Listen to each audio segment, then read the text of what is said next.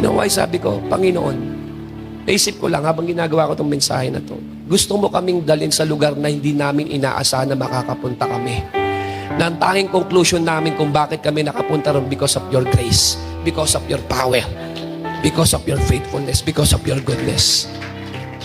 Could you imagine yun?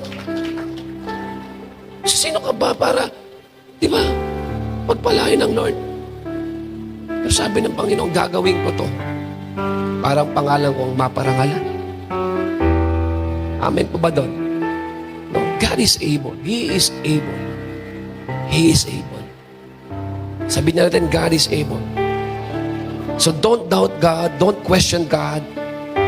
Huwag mong pagdudahan ng Diyos. Huwag mong questionin ng Diyos. God is able. Huwag mong hayaan ang kaaway maglagay ng kasinungalingan sa iyo. Wala, hindi na mababago sitwasyon mo. Wala, diyan ka na